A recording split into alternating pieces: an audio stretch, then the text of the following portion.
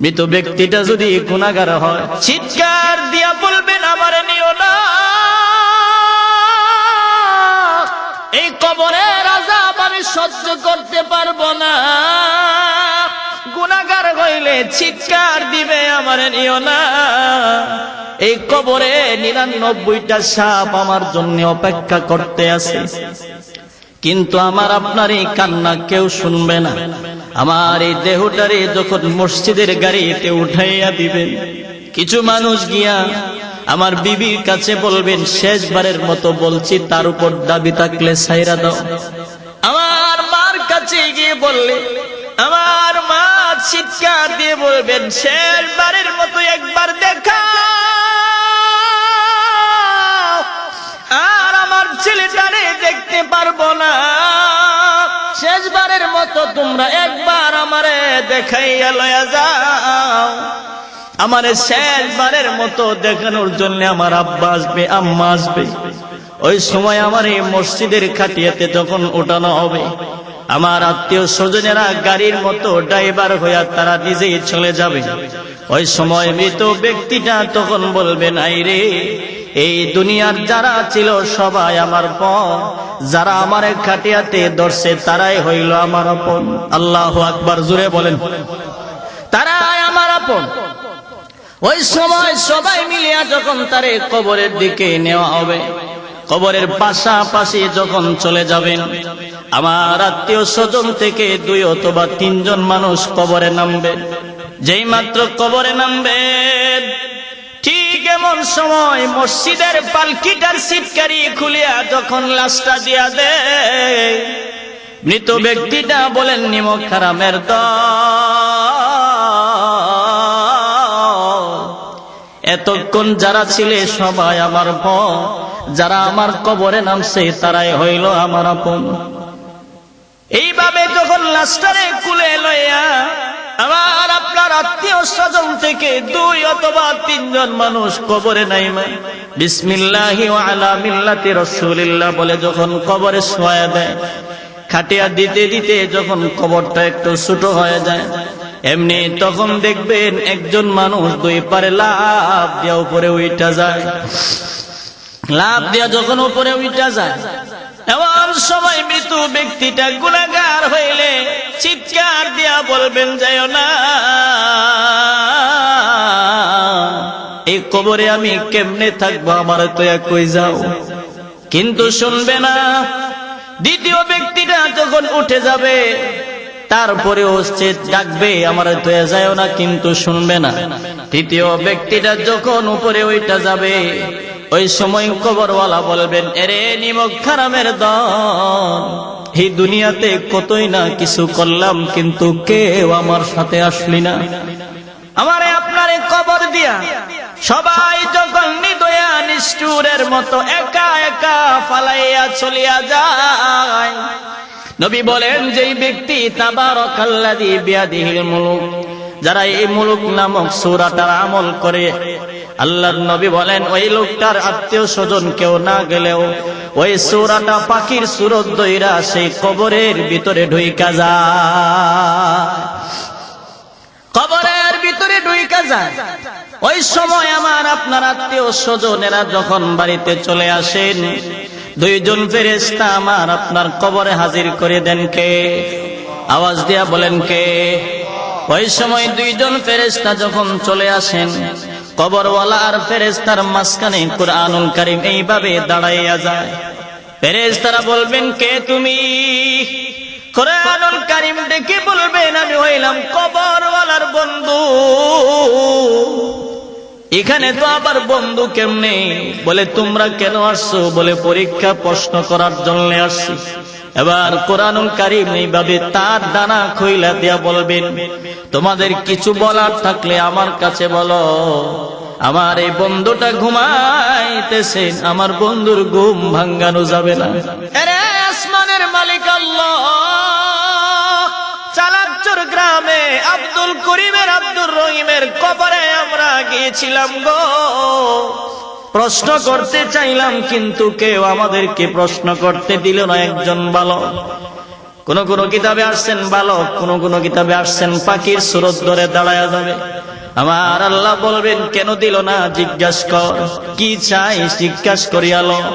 এবার কোরআনকে বলবেন তুমি কি চাও।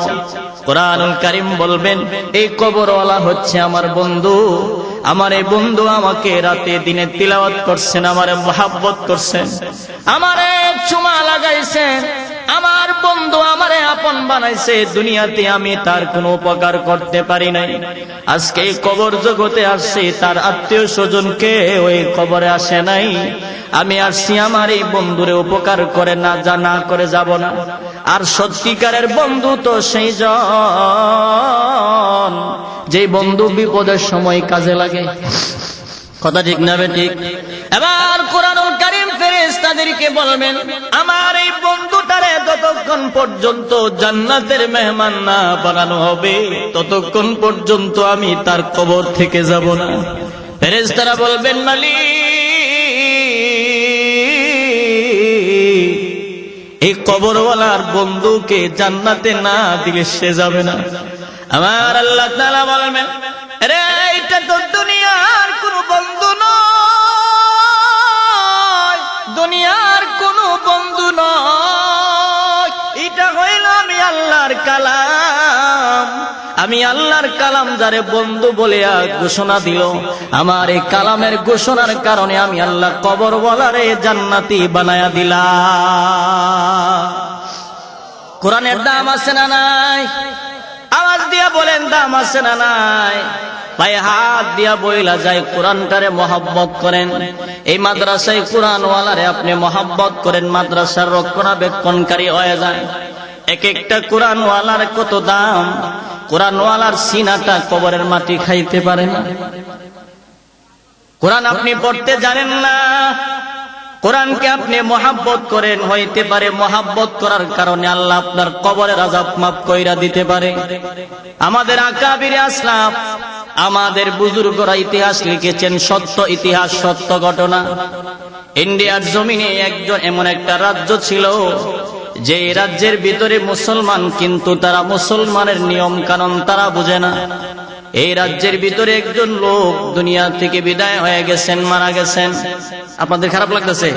শেষ 8-10টা মিনিট সময় দেন ভাইয়েরা আমার। ওই রাজ্যের ভিতরে একজন মুসলমান দুনিয়া থেকে বিদায় হয়েছেন, কিন্তু মুসলমান হওয়া সত্ত্বেও তারা কেমনে কাফন দাফন করবে, জানাজা দিবে তারা জানে না। এক পর্যায়ে সবাই তারে গোসল করাইয়া কাপড় পরাইয়া রাস্তার পাশে নিয়ে দাঁড়ায় রইল, মেইন রোডের পাশে। তাদের ধারণা হইল এই রাস্তা দিয়ে যদি কোনো আল্লাহর পেয়ারা বান্দা যায়, হয়তোবা তারে দিয়ে আমরা জানাজার নামাজ পড়াইয়া, হয়তোবা তারে দিয়ে আমরা জানাজার নামাজ পড়াইয়া আমরা লাশটারে কাফন দাফনের ব্যবস্থা করব। এমন সময় আল্লাহ তাআলার পেয়ারা বান্দারা রাস্তার পাশে তারা লাশটারে লইয়া চলে গেলেন। অনেকক্ষণ পর্যন্ত তারা দাঁড়াইয়া রইলেন, কোন মানুষ তারা পায় না, জানাজাও দিতে পারে না। হঠাৎ করে দেখেন একজন আল্লাহর পেয়ারা বান্দা সাইকেলের পেডেল মারতে মারতে আসতেছেন। দেখেন রাস্তার পাশে অনেকগুলো মানুষ দেখে আল্লাহর পেয়ারা বান্দা সাইকেল থেকে নেমে গেলেন। কারণ মুসলমানের ভিতরে সহানুভূতি আছে না নাই? আওয়াজ দিয়া বলেন আছে না নাই? মুসলমানরা তো ভদ্র মানুষ, মুসলমানরা অভদ্র নয়। না হয় যদি মুসলমানরা অভদ্র হইতো, 92% মুসলমানের দেশে নাস্তিক আর মুরতাদেরা নবীর ব্যাপারে, নবীর রাসূলের দুশমনের ব্যাপারে, নবীর ব্যাপারে, ইসলামের ব্যাপারে, কোরআনের ব্যাপারে যারা বিরুদ্ধে কথা বলে, নবীর মুসলমান, নবীর উম্মত যদি মুসলমান যদি ভদ্র না হইতো তাহলে একটা বেদুর্মীও দেশে থাকতে পারতো না। ঠিক না বেঠিক? জুড়ে কর। সংখ্যায় তো মুসলমান অনেক বেশি, কারণ ওই যে ইন্নাকা লাআলা খুলুকিন আযীম, আমার নবীর আল্লাহ মহান চরিত্র দিছেন, আর আমরা হইলাম সেই নবীর উম্মত। ভাইরা আমার, সাইকেল থেকে নেমে সহানুভূতি দেখাইয়া হাঁটতে হাঁটতে আসতেছেন। যখন পাশে আসলেন দেখলেন অনেকগুলো মানুষ দেখা যায়। এবার লোকটা বললেন ভাই রে, এখানে তো অনেক মানুষ দেখা যাচ্ছে, আপনাদের কারণ কি, সমস্যা কি?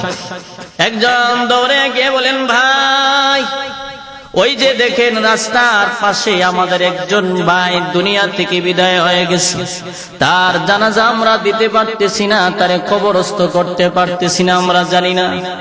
আপনি দেখতে দেখা যায় আলেমের মতো, আপনি জানাজার নামাজটা কমপ্লিট করে যান।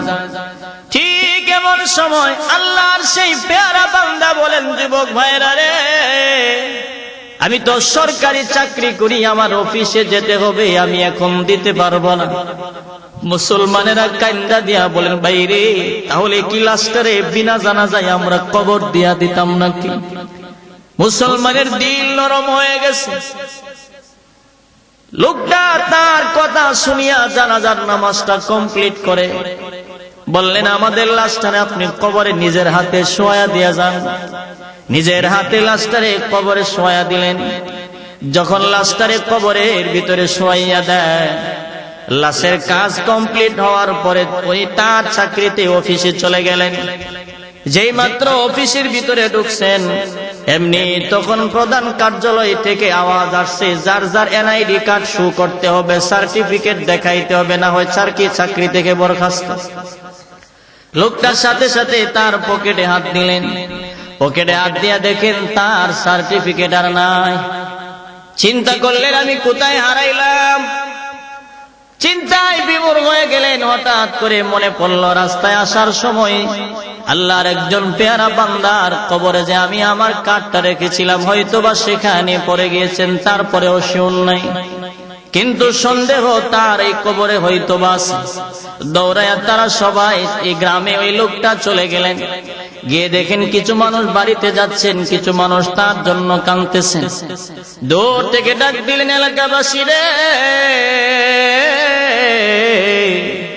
আমি বিপদে পড়ে গেছি, আমার এই অবস্থা, আমার কার্ড আমি পাচ্ছি না।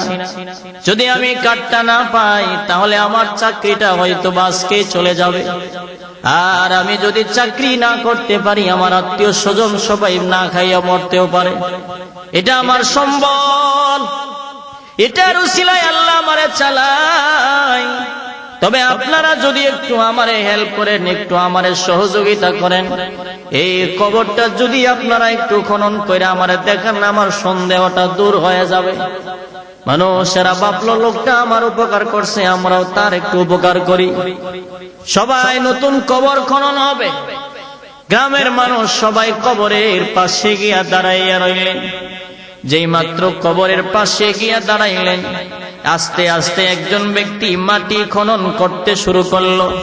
হঠাৎ করে মাটি খুইরা যখন একটা খাটিয়া উপরে উঠাইয়া দেয়, এমনি দেখে পুরা এলাকা মেশকে আম্বরের গ্রান মুখরিত হয়ে যায়।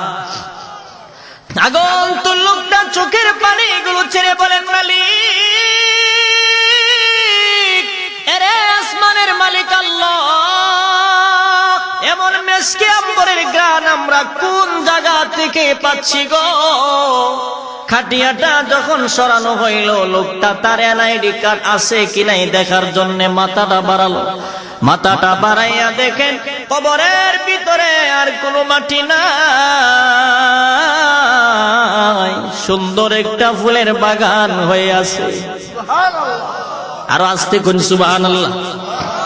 কবরের ভিতরে কোনো মাটি নাই, কবরের ভিতরে একটা সুন্দর ফুলের বাগান। এই বাগানের উপরে তার এনআইডি কার্ডটা এইভাবে পড়ে আছে, যেন বুঝাইতে চাচ্ছেন, নেন আপনার কার্ড, আপনি নিয়ে যান। লোকটা কার্ডটা হাতে নিয়ে চোখের পানিগুলো গড় গড় করে ছাড়েন আর বলেন, কবরটা বন্ধ করো। আর চোখ দুইটা বন্ধ করেন, মালিক,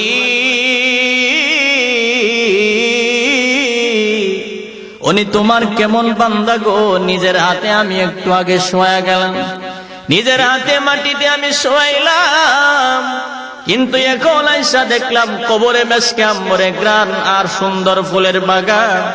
উনি তোমার সাথে কেমন প্রেমের সম্পর্ক করছে আমার জানতে হবে। খবর নিয়ে বাড়িতে চলে গেলেন। বাড়িতে গিয়ে দেখেন তার একটা মেয়ে আব্বার জন্য কান্দে। স্ত্রী ঘরের ভিতরে পর্দার ভিতর থেকে কাঁদতেছেন। উনি গিয়ে তার মেয়েটারে বললেন, মারে বলো না তোমার আব্বা কি এমন আমল করত? মেয়েটা চোখের পানি গুলো ছেড়ে কান্দে আর বলে, আমার আব্বা নাই, তবে আমার আব্বা দুনিয়াতে বড় কোনো আলেমও ছিলেন না, আমার আব্বা কোনো বুজুর্গ মানুষও ছিলেন না, আমার আব্বা কোনো মসজিদের ইমামও ছিলেন না, আমার আব্বা ছিলেন একজন দিন মজুর মানুষ। আজান হইলে নামাজে যাইতো, তবে মাঝে মধ্যে আমার আব্বা একটা কাজ করত। ওই যে আমাদের তাকিয়ার উপরে একটা কিতাব, ওই কিতাবটা আমার আব্বা সকাল সন্ধ্যা এইভাবে খুলিয়া চোখের পানি গুলো ছেড়ে কাঁদতো আর বলতো, মালিক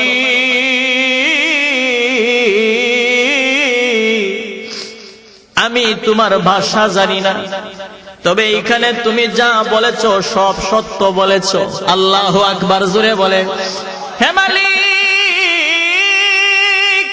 আমি তোমার ভাষা বুঝি না, তোমার ভাষা আমি পড়তে জানি না, তবে এখানে তুমি যা বলেছ সব সত্য বলেছ। আমার আব্বাই লাইনে লাইনে আঙ্গুল নিতেন আর বলতেন, সব সত্য বলেছ। আর বলতো, প্রভু গো এইটা আমি পড়তে জানি না বিদায় তুমি কিন্তু আমারে কবরে কষ্ট দিও না। আমার আব্বাই কিতাবটা নিয়া বুকে জড়াইয়া সম্মান দিতেন, আদর কইরা পরিষ্কার কইরা গিলাপ লাগায় রাখতেন। এবার আগন্তুক লোকটা বলেন, আমি দেখি ওই লোকটা কি এমন কিতাব পড়তো। গিয়ে দেখেন তাকিয়ার উপরে কিতাবটা আছেন, কিতাবটা খুললেন, কিতাবটা কইলা দেখেন এটা অন্য কোন কিতাব না, এটা হচ্ছে মহাগ্রন্থ কোরআনুল কারীম। সুবহানাল্লাহ, জুড়ে বলেন। কোরআনুল কারীমটা এইভাবে খুললেন আর প্রত্যেকটা পাতা তিনি উল্টাইতে লাগলেন। উনি উল্টায়া দেখেন প্রত্যেকটা লাইনে লাইনে যে আঙ্গুল নিয়ে ঘষাইছে, তার আঙ্গুলের ঘষানোর কারণে কিছু হরফ মইসা গেছে। চোখের পানিগুলো ছেড়ে ছেড়ে যে কাঁদছেন আর বলছেন, প্রভু তুমি কিন্তু আমারে মাফ কইরা দিও। এইভাবে যে কাঁদছেন তার চোখের পানি প্রত্যেকটা পৃষ্ঠায় আছে। এবার আগন্তুক লোকটা বুঝতে পেরেছে অন্য কোন আমল যদিও গ্রহণযোগ্য না হয়, হয়তোবা এই কোরআনকে মুহাব্বত করার কারণে তোমার আব্বার কবরকে আমার আল্লাহ জান্নাতের টুকরা বানায়া দিয়েছেন। সুবহানাল্লাহ। এই জন্য আমি বলি, যুবক, কোরআনুল কারীম যদি পড়তে আপনি না জানেন, কোরআনকে মুহাব্বত করেন, কোরআনওয়ালার সাথে ভালো সম্পর্ক রাখেন, মাদ্রাসাওয়ালাদের সাথে আপনার সুসম্পর্ক রাখেন, একবার দুইবার আইসা আপনি কোরআন তিলাওয়াত শেখার চেষ্টা করেন। আপনি যদি নাও পারেন তালেবুল ইলম হয়ে যান। আপনি তো সব সময় আসতে হবে না, মাঝে মধ্যে আইসা তালেবুল ইলমের সবক নেবেন। তালেবুল ইলম হয়ে মারা গেলেও জান্নাত। সুবহানাল্লাহ, জোরে বলেন। এই জন্য 2 নাম্বার বৈশিষ্ট্য হলো কোরআনুল কারীমের তিলাওয়াত। 3 নাম্বার বৈশিষ্ট্য হলো আলা রাব্বিহিম ইয়াতাওয়াক্কালুন। মুমিনের 3 নাম্বার বৈশিষ্ট্য হলো সর্ব অবস্থায় ভরসা রাখতে হবে কার উপর? আওয়াজ দিয়া বলেন, কার উপর? 4 নাম্বার হলো আল্লাযীনা ইউকিমুনাস সালাহ। নামাজ প্রতিষ্ঠা করতে হবে। নামাজ প্রতিষ্ঠা করা একটা হইল কায়েম করা, আরেকটা হইল প্রতিষ্ঠা করা। কায়েম করা এক জিনিস আর প্রতিষ্ঠা করা হইল আরেক জিনিস। কায়েম করা মানে হইল নিজে শুধু পড়লাম আর কাউরে বললাম না। প্রতিষ্ঠা করা হইল নিজে বললাম, ফ্যামিলির সবাইরে বললাম। একজন ঘরের সর্দার যিনি নিজে আগে পড়বে, ঘরের সবাইরে বলবেন। একজন সমাজের সর্দার যিনি নিজে আগে নামাজ পড়বেন, তারপরে পুরা সমাজের মানুষকে বলবেন। একজন মেম্বার যিনি তিনি নিজে আগে নামাজ পড়বেন, তারপর ওয়ার্ডের মানুষকে নামাজের কথা বলবেন। একজন চেয়ারম্যান যিনি নিজে আগে নামাজ পড়বেন, তারপরে পুরা ইউনিয়নের মানুষকে নামাজের কথা বলবেন। একজন এমপি যিনি নিজে আগে নামাজ পড়বে, তারপরে আসনের মানুষকে নামাজের কথা বলবে। একজন প্রধানমন্ত্রী যিনি নিজে আগে নামাজ পড়বে, তারপরে রাষ্ট্রীয়ভাবে ঘোষণা দিয়ে দিবেন নামাজ পড়া বাধ্যতামূলক। এটার নাম হচ্ছে নামাজ প্রতিষ্ঠা করা। 5 নাম্বার হলো ওয়ামিম্মা রাযাকনাহুম ইউনফিকুন। আল্লাহ বলেন যতটুকুই দিছি 1 টাকার মালিকানা হোক আর 10 টাকার মালিকানা হোক, এর থেকে আমি আল্লাহর রাস্তায় যারা দান করবে, দান করে, উলাইকা হুমুল মুমিনুনা হাক্কা, ওই যে প্রথমে বলছিলাম তারাই হলো সত্যিকারের মুমিন, তাদের জন্যই রয়েছে সম্মানজনক পুরস্কার, লাহুম দারাজাতুন ইনদা রাব্বিহিম ওয়া মাগফিরাতুন ওয়া রিজকুন কারীম, তাদের জন্য তাদের রবের কাছে রয়েছে সম্মানজনক পুরস্কার। কয়টা? জোরে বলেন কয়টা? কোয়ালিটি কয়টা? কোয়ালিটি কয়টা? 1 নাম্বার হইল কি? আজান শুনলে যারা মসজিদে যায়, সর্বোপরি কথা হইল আজান শুনলে যারা মসজিদে যায়। 2 নাম্বার হলো কোরআন তিলাওয়াত। 3 নাম্বার হলো ভরসা রাখতে হবে কার উপর? 4 নাম্বার নামাজ প্রতিষ্ঠা করা। 5 নাম্বার হলো আল্লাহর রাস্তায় দান সদকা করা। আমার আল্লাহ তাআলা বলেন তাদের জন্য তাদের রবের কাছে পুরস্কার, সম্মানজনক পুরস্কার কয়টা?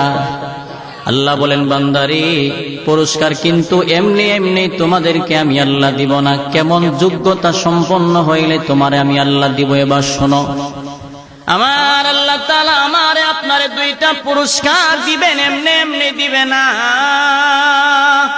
কেমন যোগ্যতা আমার আর আপনার দিলের ভিতরে, আমার আপনার ভিতরে থাকতে হবে। আল্লাহ তাআলা নিজেই ওয়াজ করতেছেন, ইন্নামাল মুমিনুনাল্লাযীনা ইযা যুকিরাল্লাহু ওয়াজিলাত কুলুবুহুম। আমার আল্লাহ তাআলা বলেন পৃথিবীর মানুষেরা রে শুনিয়া লও, 2টা পুরস্কার যে আমি আল্লাহ তোমাদেরকে দিব, এমনি এমনি দিব না। তোমার মধ্যে যে কোয়ালিটি থাকতে হবে, 1 নাম্বার কোয়ালিটি হলো ইযা যুকিরাল্লাহু ওয়াজিলাত কুলুবুহুম, যারা আমি আল্লাহর নাম শুনলে, আমি আল্লাহর জিকির শুনলে অথবা করলে যাদের দিলের মধ্যে কম্পন আরম্ভ হয়, ধাক্কা লাগে। আমার আল্লাহর নাম শুনলে যাদের দিলের মধ্যে ধাক্কা লাগে, যাদের দিলের মধ্যে ভূমিকম্প আরম্ভ হয়। ধাক্কা মানে কি জিনিস? সর্বোপরি কথা হইল মসজিদের মুয়াজ্জিন যখন আজান দেয়, বলেন তো কার নামের ডাক দেয়? আওয়াজ দিয়া বলেন কার? এই মসজিদের মুয়াজ্জিনে যখন আজান দেয়, আজান কিন্তু আমার আপনার বাপ দাদার ব্যক্তিগত কোনো ডাক নয়। এই আজানের শব্দ কিন্তু মসজিদ কমিটির কোনো বাপ দাদার ব্যক্তিগত বানানো ডাক না। এটা বলেন তো কার নামের ডাক? মুয়াজ্জিনে যদি আজান দেয়, এখানেই হলো মুমিনের পরীক্ষা। আজান শোনার পরে যদি আমার আপনার মনটা মসজিদের জন্য পাগল হয়, নামাজের জন্য কান্দে, বোঝা গেল মুমিনের 1 নাম্বার বৈশিষ্ট্য আমার ভিতরে আছে। 2টা পুরস্কার পাওয়ার যোগ্যতার 1ম যোগ্যতা আমার আছে। আজান শোনার পরে যদি আমার আপনার মনটা নামাজের জন্য কানলো না, নামাজের জন্য পাগল হইল না, বোঝা গেল এখনো পর্যন্ত আমি মুমিন হতে পারি নাই। ঠিক না বেঠিক? জোরে কও। ভাইরা আমার, গভীর রজনীতে মসজিদের মুয়াজ্জিন যখন আজান দেয়, সত্যিকারের ইমানদার যদি হয়, আজান শোনার পরে গভীর রাতের বেলায় আর কম্বল মুড়ি দিয়া ঘুমাইতে পারে না। সত্যিকারের ইমানদার হইলে পরে আর একটার জায়গায় 2টা কম্বল দিতে পারে না। ইমানদার তো এমন একজন ব্যক্তিকে বলে, আজান শুনলে পরে যার দিল তারে মসজিদে ডাইকা নিয়ে যায়, তারেই তো মানুষ ইমানদার বলে। আরে জিকির, আল্লাহ তাআলা জিকিরের কথা বলছেন। জিকির তো শুধু সুবহানাল্লাহ, আলহামদুলিল্লাহ, লা ইলাহা ইল্লাল্লাহ নাম জিকির না। জিকিরের একটা অর্থ হচ্ছে নামাজ, জিকিরের আরেকটা অর্থ হচ্ছে রোজা, জিকিরের আরেকটা অর্থ হচ্ছে কোরআনুল কারীমের তিলাওয়াত। সর্ব ইবাদত হচ্ছে আল্লাহ তাআলার জিকিরের মধ্যে শামিল। 1 নাম্বার গেল। রাত অনেক বেশি হয়ে যাচ্ছে, এই জন্য আমি আর সামনে আগাচ্ছি না। 2 নাম্বার আল্লাহ তাআলা বলেন, ওয়াইদা তুলিয়াত আলাইহিম আয়াতুহু যাদাতুহুম ঈমানা। মুমিনের 2 নাম্বার বৈশিষ্ট্য হলো কোরআনুল কারীমের তিলাওয়াত যখন শুনবে মুমিনের ঈমানের পাওয়ার বেড়ে যাবে। সাহাবায়ে কেরামরা বলেন, ওগো নবীজি, ঈমানের পাওয়ার বাড়ে আবার কমে, আমরা বুঝবো কেমনে? আমার নবী বলেন, কোরআন তিলাওয়াত শুনলে যদি তোমার কাছে মজা লাগে, কোরআন তিলাওয়াত শুনলে যদি তোমার কাছে ভালো লাগে, বুঝতে হবে ঈমানের পাওয়ার বাড়তেছে। আর যদি কোরআনুল কারীমের তিলাওয়াত শুনলে যদি তোমার কাছে মজা লাগে না, তোমার কাছে ভালো লাগে না, বুঝতে হবে তোমার ঈমানের পাওয়ার দুর্বল হয়ে যাচ্ছে। এখানে আমরা যারা আছি, বিশেষ করে যুবক ভাইরা যারা আছেন, যদি বলি কোরআনুল কারীমকে কারা কারা মহব্বত করেন, অধিকাংশ যুবক ভাইরা আমারে হাত উঠায় দেখাবেন যে হুজুর আমরা মহব্বত করি। কিন্তু এমন কোন যুবক নাই যে যুবকের মোবাইলে হিন্দি গান আর ডিজে গান নাই। কথা কয় না? কথা ঠিক না বেঠিক? বলেন তো, 5 মিনিটের একটা গান শুনলেন, আপনার আমলনামায় কয়টা নেকি লেখা হইল? কয়টা? একটাও না। গভীর মনোযোগ দিয়ে কথাগুলো শুনেন। আরে 5 মিনিটের একটা গান আপনি শুনলেন, অথচ এমন গান আপনি শুনলেন যে গানের অর্থ আপনি তো বুঝেনই না, আপনার 14 গোষ্ঠী কেউ বুঝে না। কথা কয় না? আগের মানুষেরা গান গাইতো, যে গানের অর্থ ভালো ছিল, মানুষগুলো গান শুনতো বাজনা দিয়া না, নিজের খালি গলায় গাইতো, মানুষ শুনতো, অর্থ ভালো ছিল। এখন গান কি বলে যেটা কহিটাও বুঝে না, যে হুনের 14 গোষ্ঠী কেউ বুঝে না। আগের মানুষে গান গাইতো, গানের অর্থ ভালো ছিল। পরের জায়গা পরের জমি ঘর বানায় আমি রয়, আমি তো সে ঘরের মালিক নয়, আমি তো সেই ঘরের মালিক নয়। সেই ঘরখানা যার জমিদারি, আমি পাই না তাহার হুকুম জারি। সেই ঘরখানা যার জমিদারি, আমি পাই না তাহার হুকুম জারি। আমি পাই না জমিদারের দেখা, আমি পাই না জমিদারের দেখা, মনের দুঃখ কারে কই, আমি তো সে ঘরের মালিক নই। বলেন, পরের জায়গা পরের জমি ঘর বানায় আমি রয়, আমি তো সে ঘরের মালিক নই। জমিদারের ইচ্ছা মতো দেই না জমি চাষ, তাই তো ফসল ফলে না রে দুঃখ 12 মাস। জমিদারের ইচ্ছা মতো দেই না জমি চাষ, তাই তো ফসল ফলে না রে দুঃখ 12 মাস। আমি খাজনা পাতি সবই দিলাম, তবু জমিন আমার হয়ে যে নিলাম। আমি খাজনা পাতি সবই দিলাম, তবু জমিন আমার হয়ে যে নিলাম। আমি চলি যে তার মন জোগায়া, আমি চলি যে তার মন জোগায়া, দাখেলাই মিলে না সই, আমি তো সেই ঘরের মালিক নই। বলেন, পরের জায়গা পরের জমি ঘর বানায় আমি রয়, আমি তো সেই ঘরের মালিক নই। অর্থ ভালো না খারাপ? কথা কইরা অর্থ ভালো না খারাপ? আর এখনকার গান কি কইরা বুঝোই যায় না, অর্থ তুলব দূরের কথা বুঝেই না। আরে যুবক, দিলের কান লাগায়া কথাগুলো শুনিয়া যাও। 5 মিনিটের 10 মিনিটের একটা গান শুনলে যদি তোমার আমলনামায় কোনো নেক লেখা হইল না, নবী বলেন, কোন মানুষ যদি কুরআনের একটা হরফ তিলাওয়াত করেন, একটা হরফের বিনিময়ে 10টা করে নেক দেওয়া হয়। সুবহানাল্লাহ। ভাইরা আমার, যদি বলি হুজুর, যদি বলি ভাইজান আপনি কেন কোরআন তিলাওয়াত আপনি শুনেন না, বলবেন আমি বুঝি না। যুবক ভাইরে, হিন্দি গানও তো আপনি বুঝেন না, তারপরেও তো শুনেন। আমি বলি, আপনি কোরআন যদিও পড়তে না জানেন, শুনেন, আপনি শুনেন। রাতের বেলায় হিন্দি গান শোনার অভ্যাস না করে কোরআন তিলাওয়াতের অভ্যাস করেন।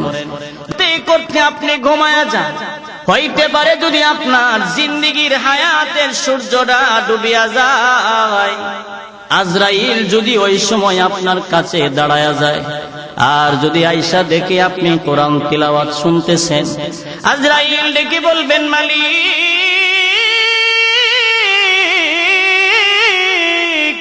এরে আসমানের মালিক আল্লাহ, আপনার এই বান্দা মরণের সময় আপনার কালাম শুনতে শুনতে ঘুমায়, হইতে পারে তিলাওয়াত শোনার কারণে আপনার আমাকে আল্লাহ মাফ করতে পারে। কথা কয় না, পারে কি পারে না? আর যদি আপনি কোরআন তিলাওয়াতের পরিবর্তে গান শুনতে শুনতে আপনি রাতের বেলায় আপনি ঘুমায়া যান, আজরাইল যদি ওই সময় আপনার সামনে দাঁড়ায় যায়, আজরাইলের মাথা থাকবে আসমানে আর পা থাকবে জমিনে। নাফরমানের সামনে আজরাইল যখন দাঁড়াবেন, আজরাইলের ভয়ঙ্কর রূপ দেখে নাফরমান ব্যক্তি একটা চিৎকার দিয়া বলবে, বাঁচাও, কে আছো তোমরা, আমারে বাঁচাও, বাঁচাও, বাঁচাও বলে নাফরমান যখন চিৎকার দিয়া দেয়, নবী বলেন চিৎকারের কারণে পানির তৃষ্ণায় কলিজাটা ফাইটা ভাগ ভাগ হয়ে যায়। তাম পৃথিবীর পানি যদি তার মুখে ওই সময় ঢেলে দেওয়া হয়, আমার আপনার নবী বলেন তারপরেও পানির তৃষ্ণা নিবারণ হবে না। ভাইয়েরা আমার, এই জন্য যুবক যারা আছেন, কোরআন তিলাওয়াত মোবাইলে ঢুকান, আপনি শুনেন। এই কোরআন তিলাওয়াত করলে লাভ আছে না নাই? আওয়াজ দিয়া বলেন, আছে না নাই? এর এই কোরআন তো এমন একটা জিন্দা কোরআন, এই কোরআনের এক একটা সূরাতে আল্লাহ এক এক ধরনের ফজিলত দিয়েছেন। আমার আপনার নবী সাহাবায়ে কেরামদেরকে নিয়ে বসা, আমার নবী বললেন, কে আছো রাতের বেলায় ঘুমের আগে আগে 10 পারা তিলাওয়াত কইরা ঘুমাইতে পারবা? সাহাবায়ে কেরাম বলেন, হুজুর এটা তো লম্বা সময় লাগবে। আমার নবী বলেন, যেই ব্যক্তি একবার কুল হুয়াল্লাহু আহাদ এই সূরাটা তিলাওয়াত কইরা ঘুমায়া যায়, তার আমল নামায় 10 পারা কোরআন তিলাওয়াতের সওয়াব হয়ে যায়। কেমন নবীর উম্মত! মিয়া নবীজি সর্বদাই উম্মতকে বাঁচানোর জন্য চেষ্টা চালায়া গেছেন। নবীর তরিকা তো এমন একটা নিয়ামত যে নবীর তরিকা মতো চললে, বিবিরে খাওয়াইলেন ইবাদত, টয়লেটে গেলেন ইবাদত, ছেলেরে কাপড় দিলেন ইবাদত, বাজারে গেলেন ইবাদত, আপনার পোশাক পরিধান করলেন ইবাদত, ঘুমাইলেন ইবাদত। 24টা ঘন্টা ইবাদত করার সুযোগ আছে যদি চলাটা হয় নবীর তরিকা মতো। কথা ঠিক না বেঠিক? জুড়ে বলেন। নবীজির দরবারে একজন মহিলা সাহাবী গেছে। আপনাদের খারাপ লাগতেছে? আধা ঘন্টার সময়, বেশি না, কষ্ট দিতাম না, আধা ঘন্টার সময় রাসূলের দরবারে একজন মহিলা সাহাবী গেছে, গিয়ে বললেন, ইয়া রাসূলুল্লাহ, আমার তো বিয়ে শাদী হইছে না, আপনি একটা কাজ করেন, একটা পাত্র ব্যবস্থা করে দেন। তবে পাত্র যে দিবেন তার 3টা গুণ থাকতে হবে। কয়টা গুণ? 3টা গুণ। 1 নাম্বার, সে সারা দিনে অথবা রাত্রে 1 খতম কোরআন তিলাওয়াত করতে হবে।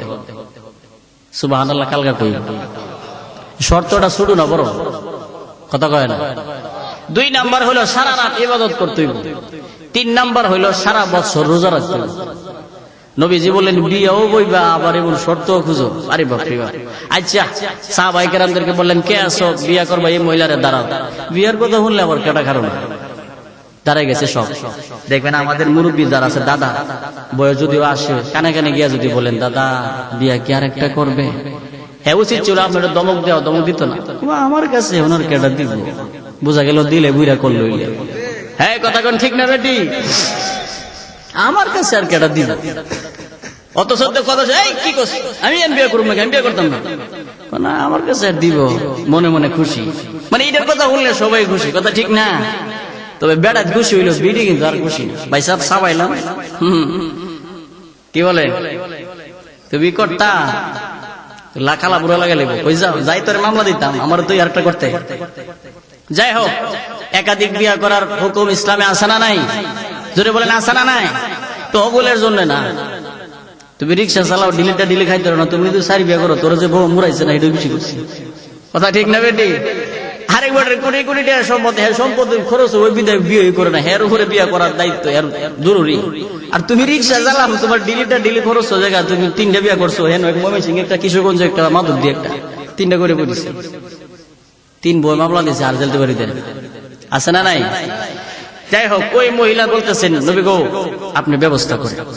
সাহাবায়ে কেরাম দাঁড়াইছেন, দাঁড়ানোর পরে বলতে এই 3 যোগ্যতা লাগবে, আসেনি? এই 3 গুণের কথা শুনে বুঝে গেছে। কয়েকজন দাঁড়ায় রয়েছে, তোমরা কি কও? হুজুর আমরা বুঝা জানাবো। এই সারাক সরে মাধবদী থেকে যদি কোনো মানুষ বউ দেখতে হয়, খাওয়ান দাওয়ানের পরে যদি জিগাই কেমন দেখলে, এরা যদি কেউ বলে আমরা বুঝা জানাবো, 10 বছরের ভিত্তি আর সালাক সর ঢুকতো না। এই কথা কোন ঠিক না বেটি? মানে পছন্দ হয়েছে না, বুঝে জানাবো মানে শেষ। এই জন্য খাওয়াবার সময় আগে কম খাওয়ায়, আগে মেয়েটা দেখে পছন্দ হইলে যত মন চায় তত খাওয়া যায়। পছন্দ হয়েছে না, 7 বিস্কিট খাওয়া যায় না, অত খরচের দরকার নাই। খাওয়াইবেন 5000, ফানের বাটার দেওয়া যাবে 200। কি বলেন, আছে না নাই? মেয়ের বাপ মেয়ে জন্ম দিয়েছে না, জীবন বোঝা একটা বিপদ তৈরি করছে। অথচ রসুল বলছেন তুমি যেমন মেয়ের বাপ আমি রসুল মেয়ের বাপ, তুমি থাকবা যেখানে আমি রসুল থাকবো যেখানে, তুমি থাকবা সেখানে। সুবহানাল্লাহ জুড়ে বলেন।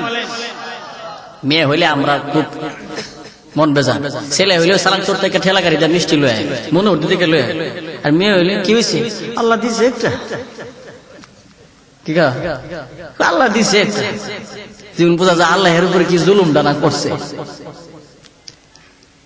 অথচ নবীজি বলছেন একটা মেয়ের দিন শিক্ষিত ভালো একটা দিনদার ছেলের কাছে দিতে পারলে একটা জান্নাত। বাকিটা বুঝে না, নগদটা বুঝে, নগদ ছেলের বিদেশ ভাড়া দিব, মোটা ইনকাম করবো এটা। যাই হোক, 2 জন বলছে বুঝে জানাবো মানে না। একজন সাহাবী দাঁড়াই রয়েছে, আল্লাহু আকবার জোরে বলেন। তোমার মধ্যে এই 3 গুণ আছে? জি আলহামদুলিল্লাহ, ঠিক আছে আসো।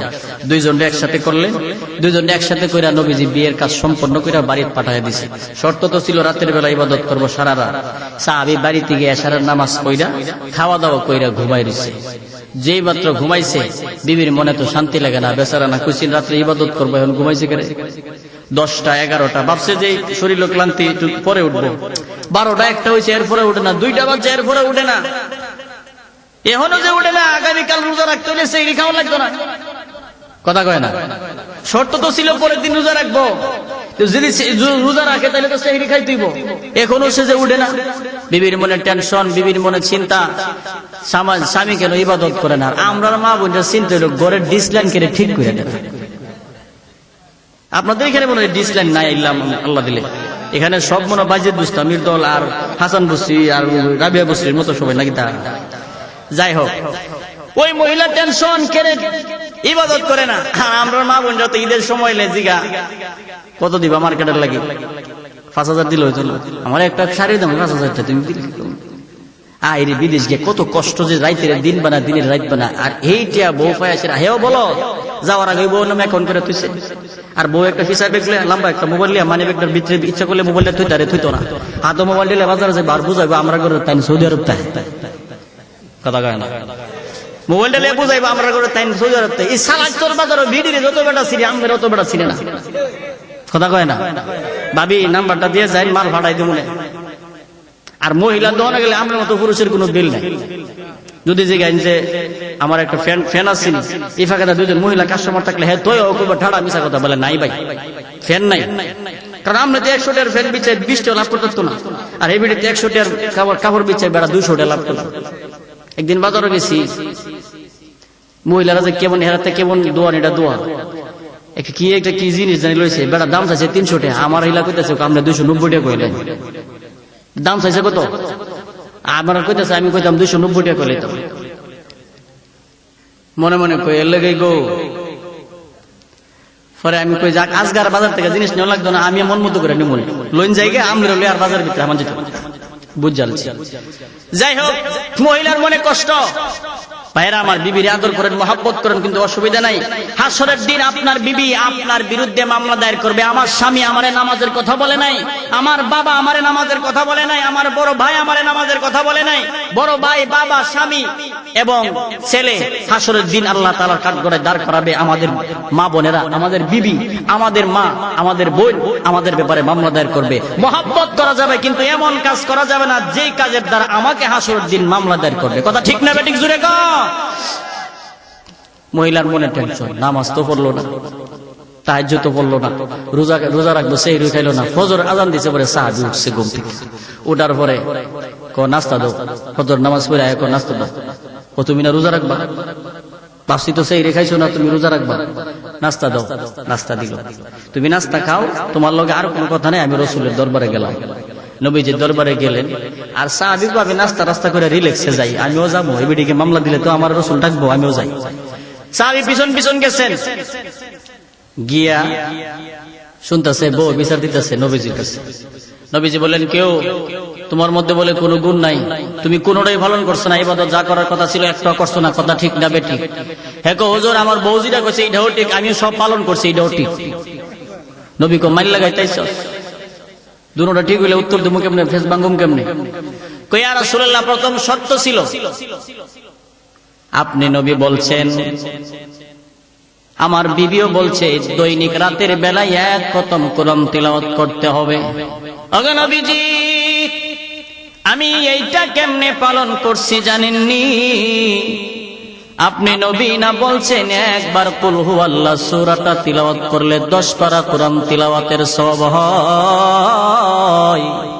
আমি ঘুমের আগে আগে 3 বার সূরা ইখলাস পড়া ঘুমাইছি, বলেন না আমার আমলনামায় এক খতম তিলাওয়াতের সওয়াব হইছিনি? আর আস্তে কোন সুবহানাল্লাহ। পিছনের বাইরে যারা আছে কষ্ট হইলে সুবহানাল্লাহ বলার দরকার নাই, সাত দৌড় দেব তাহেন। ভাইরা আমার, এবার বিবি ডেকে বললেন, ইয়া রাসূলুল্লাহ, আমার স্বামী তো রাতের বেলা ইবাদত করার কথা ছিল, রাতের বেলা নাক ডাক্কা ঘুমাইছে। সাহাবী বলেন, নবী গো, তাহলে আপনি শুনেন, আপনি নবী বলছেন যেই ব্যক্তি এশারের নামাজ জামাতের সাথে পড়া ঘুমায়, আবার ফজরের নামাজটা জামাতের সাথে আদায় করে, সারা রাত্র ঘুমায়া থাকলেও নফল ইবাদতের সওয়াব হয়। আগে নবীজি, যেদিন থেকে আমি আপনার এই কথাটা শুনেছি, এই আমলটার কথা আমি যেদিন থেকে আমি শুরু শুনেছি, সেদিন থেকে একদিনও আমি মিস করি নাই। প্রতিদিন রাতের বেলায় আসার পয়রা ঘুমাই, ফজরের নামাজ পড়ি। বলেন তো আমার আমল নামায় রাতের ইবাদতের সওয়াব হইছিনি? নবী কো হইছে। হুজুর রোজা তো রাখছে না, কি রাখছে না? হুজুর রোজাও রাখছি। হুজুর মাত্র খাইছে, নিজের হাতে নাস্তা বানায় দিছি আমি, মাত্র খাইছে, সাক্ষী আমি নিজে। এবার সাহাবী ডেকে বললেন, নবী গো, আপনি নবী না বলছেন কোন উম্মত যদি কোন একটা নেক আমল করে, আমার আল্লাহ কমপক্ষে 10 গুণ বাড়ায় দেয়, উপরে 70,000 হইতে পারে। একটা করলে কমপক্ষে, একটা নেক কাজ করলে কমপক্ষে কয় গুণ? 10 গুণ। নিম্নমানের কয় গুণ? নবী গো, বোঝা গেল একটা নেক করলে যদি 10টা নেকের সমান হয়, তাহলে একটা রোজা রাখলে কয়টা রোজার সওয়াব হয়? কথা বোঝে না? একটা রোজা রাখলে কয়টা রোজার সওয়াব? 10টা। আগে নবীজি, একটা রোজা রাখলে যদি 10টা রোজার সওয়াব হয়, আমি রমজানের 30 রোজা রাখছি, 30 দোষে 300। সুবহানাল্লাহ জোরে বলেন। কারো তো 60 দিন, শাওয়ালের আরো 6টা, শাওয়ালের 6টা মিলা হয়েছে 360 দিন। এবার সাহাবীর স্ত্রী বলেন, 360 দিনে 1 বছর নয়, 365 দিনে 1 বছর। আমার নবী হাইসা দিয়া বলেন, মা গো, বছরে মুসলমানের জন্য 5 দিন রোজা রাখা হারাম, 2 ঈদের 2 দিন আর কুরবানির ঈদের পরের 3 দিন। সুবহানাল্লাহ। এই জন্য মুসলমানের প্রত্যেকটা সময় 24টা ঘন্টা ইবাদত করার সুযোগ আছে না নাই? আওয়াজ দিয়া বলেন, আছে না নাই? মুমিনের 2 নাম্বার বৈশিষ্ট্য হলো কোরআনুল কারীমের তিলাওয়াত। যে ব্যক্তি প্রত্যেক ফরজ নামাজের পরে আয়াতুল কুরসি তিলাওয়াত করবেন, নবী বলেন ওই ব্যক্তি জান্নাতে যাওয়ার জন্য শুধুমাত্র আজরাইলের সাক্ষাৎ বাকি। আজরাইল আসবে, সে মরবে, মরে যাওয়ার পরে সে জান্নাতে চলে যাবে। কোরআন তিলাওয়াত করলে লাভ আছে না নাই? অমিয়া, এই যে নাফিউল কোরআন মাদ্রাসা, এই মাদ্রাসায় আপনার একটা ছেলে অথবা আপনার একটা ভাই, আপনার একটা ভাতিজা আপনি মাদ্রাসায় ভর্তি করলেন। ছেলেটার বয়স যদিও 7-8 বছর হয়, যদিও ছেলেটা পাক না পাক কি জিনিস বুঝে না, তার গায়ে যদি নাপাকিও লেগে থাকে, তার শরীরটা যদি দুর্বল হয়, গরিবের ছেলে হোক আর ধনীর ছেলে হোক, মাদ্রাসায় যখন ভর্তি হয়ে যাবে, আলিফ বা তাসা পড়বে, সাথে সাথে তার নামের একটা টাইটেল লাগবে। টাইটেলটার নাম হলো তালেবুল ইলম। এমন একটা তালেবুল ইলম বাচ্চা যদি তার গায়ে পাক না পাক, সে কোনো কিছুই বুঝে না, নাপাকিও লেগে থাকে, ডিলাকুলুক সে ভালো কইরা ব্যবহার করতে জানে না, কিন্তু এই চালাকচর গ্রামের কবরস্থানের পাশ দিয়া যদি হাইটা যায়, আমার আপনার নবী বলেন এই তালেবুল ইলমের কত দাম,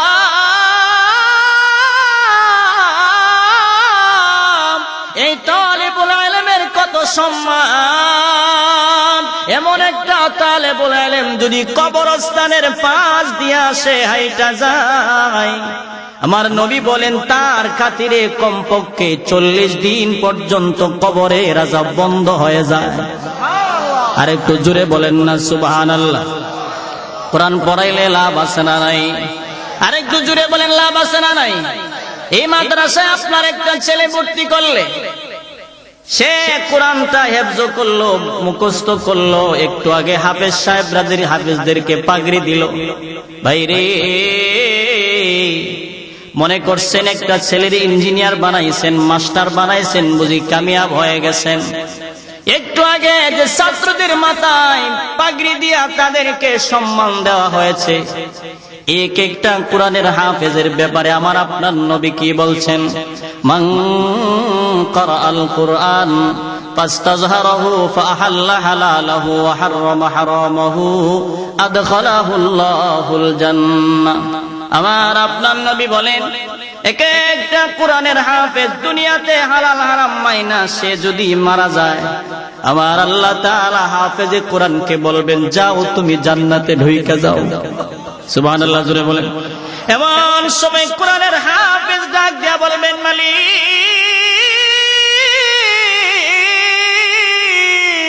এরে আসমানের মালিক আল্লাহ, আমি একা একা কেমনে তোমার তৈরি জান্নাতে যাই? আমার না আমার আব্বা রিকশা চালায়া মাদ্রাসার বেতন দিল, আমার মা আমারে চিকিৎসার টাকা বাঁচায়া মাদ্রাসার খরচ দিছে, আমার আব্বা ভ্যান গাড়ি চালায় আমার পাঞ্জাবি বানায়া দিছেন, আমার আব্বা শীতের রাতের বেলায় ভালো একটা চাদর আমার আব্বা কিনে নাই, আমার মা ভালো একটা সোয়েটার গায়ে দেয় না, কিন্তু আমার এপেক্স কোম্পানির জুতা দিছে, ভালো ভালো ব্লেজার বানায়া দিছে। আজকে কঠিন হাসরের ময়দানে আমি একা জান্নাতে যেতে চাই না। এমন সময় আমার মালিক ডাক দিবেন, ফেরেশতারা কয় আব্দুল করিমের আব্বা আম্মারে ডাক দাও। হাফেজের আব্বা আম্মারে ডাইকা নিয়ে আমার আল্লাহ তখন পুরস্কার দেয়। কি পুরস্কার দিবেন? আমার আল্লাহ ডাইকা নিয়া বলবেন, তোর একটা ছেলেরে কোরআনের হাফেজ বানাইছ, আমি আল্লাহ তোরে কি পুরস্কার দিব রে? দুইজনের মাথায় দুইটা নূরের মুকুট পরাইয়া দিব। দুইজনের মাথায় দুইটা নূরের মুকুট যখন পরাইয়া দিবেন, এই মুকুটের তো আলো হবে সূর্যের আলো হার মেনে যাবে। ওই সময় কোটি কোটি সম্পদওয়ালারা, টাকাওয়ালারা তখন বলবেন, আইরে ওই ব্যক্তিটা না আমার বাড়িতে সে রিক্সা চালাইতো, আমার গাড়ির ড্রাইভারি করত, আজকে কঠিন হাসরের ময়দানে সে আমার সামনে দেখলাম নূরের মাথায় টুপি পরার কারণ কি? ফেরেশতারা ডেকে বলবেন, তার একটা ছেলেরে কোরআনের হাফেজ বানাইছে, এই হাফেজের বরকতে আল্লাহ তাআলা তার মাথায় নূরের টুপি পরাইয়া দিছে। শুধু তাই নয়, ওয়াশাফাহু ফি আশরাতিন মিন আহলি বাইতিহি কুল্লুহুম কদ ওয়াজাবাত লাহুন্না। আবার আল্লাহ তাআলা কোরআনের হাফেজদেরকে বলবেন, শীতের রাতে ঠান্ডা পানি দিয়া উযু বানাইয়া আমি আল্লাহর কোরআনটাকে সিনার ভিতরে লিপিবদ্ধ কইরা রাখছ, ভালো একটা জামা গায়ে দিতে পারস নাই, গরিবের সন্তান ছিলি, আজকে কঠিন হাসরের ময়দানে তোরে কি একটা ক্ষমতা দিব জানোস নি? তুই তো নিজেই জান্নাতে যাবি। ওয়াশাফাহু ফি আশরাতিন মিন আহলি বাইতিহি কুল্লুহুম কদ ওয়াজাবাত লাহুন্না। তোর আত্মীয় স্বজন থেকে 10টা লোকের সুপারিশ কইরা জান্নাতে নিয়ে যাও, যাদের ব্যাপারে জাহান্নাম ওয়াজিব হয়ে গেছে। আল্লাহু আকবার, জোরে বলেন।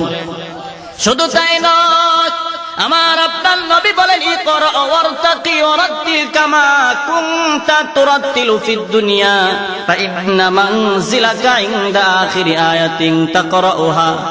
আসরের ময়দানে হাফেজদেরকে আমার আল্লাহ এত মর্যাদা দিবেন, হাফেজদেরকে ডেকে বলবেন দুনিয়াতে বিল্ডিং এ ঘুমাইতে পারস নাই, গরিবের সন্তান ছিলে, শীতের রাতে ভালো একটা কম্বল গায়ে দিতে পারস নাই, ভালো একটা খাটে তুই ঘুমাইতে পারস নাই, তোর আব্বা রিকশা চালাইতো, রাতের বেলা ঘুমাইলে কুয়াশা তোর ঘরে ঢুকতো, আরে তারপরেও আমি আল্লাহর কোরআনটারে তোর সিনার ভিতরে তুই ঢুকাইয়া দিলি রে।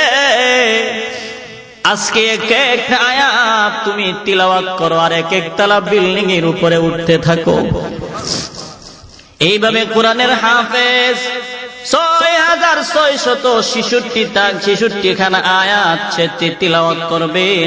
তিলাওয়াত শেষ আমার আল্লাহ তাআলা 6666 তালা বিশিষ্ট একটা বিল্ডিং দান করে দিবে। হুজুর আমি তিলাওয়াত করতে পারি না, তাহলে আমার আল্লাহ কি দিবেন? যদিও আপনি তিলাওয়াত করতে জানেন না, আপনি তিলাওয়াতকারীর বাবা হয়ে যান, আপনি তিলাওয়াতকারীর বন্ধু হয়ে যান, না হয় আপনি ছোট ছোট সূরাগুলি আপনি মুখস্থ করেন। কুল হুয়াল্লাহ সূরা, তাব্বাত ইয়াদা আবি লাহাবি ওয়া তাব, এই সূরাগুলি আপনি যখন মুখস্থ করবেন, কঠিন হাসরের ময়দানে এক একটা আয়াত আপনি তিলাওয়াত করবেন আর এক একতলা বিল্ডিং মালিক দান করে দিবে। কোরআনের মর্যাদা কত বেশি এ যুবক! এই জন্যে বলি কোরআনটারে বন্ধু বানায় লও। মোবাইল থেকে গানগুলি ডিলিট করিয়া দাও। মোবাইলটারে যদি তুমি কোরআন তিলাওয়াত দিয়া ভরপুর করে কোরআনকে বন্ধু বানায়া নিতে পারো, যেদিন তুমি আর আমি দুনিয়ার জমিনে থাকবো না, ওই সময় কোরআন কিন্তু কাজে লাগবে। কিটা বলেন, লাগবে কি লাগবে না? নবী বলেন যেই ব্যক্তি তাবারাকাল্লাযী বিয়াদিহিল মুলক, সূরাতুল মুলুকের আমল যে ব্যক্তি করবে প্রতিদিন রাতের বেলা, যেদিন আমি আর আপনি দুনিয়ার জমিন থেকে বিদায় হয়ে যাব, আমাদের মরতে হবে কি হবে না? এই জোরে বলেন, হবে কি হবে না? যেদিন আমার আপনার নামে মসজিদের মাইক দিয়ে এলান হয়ে যাবে আব্দুর রহিম দুনিয়া থেকে বিদায় হয়ে গেছে, এই শব্দটা শোনার সাথে সাথে আমার মা শাড়ির আঁচলের নিচে মুখ দিয়া কান্না শুরু করে দিবেন। আমার বিবি চোখের পানিগুলো ছেড়ে কানবেন, আমার সন্তানাদি কানবেন, আমার আত্মীয় স্বজনেরা কানবেন। কিন্তু বলেন তো, কেউ আমারে রাখতে পারবেনি? আওয়াজ দিয়ে বলেন, কেউ রাখতে পারবে না? কেউ আমারে আপনারে রাখতে পারবে না।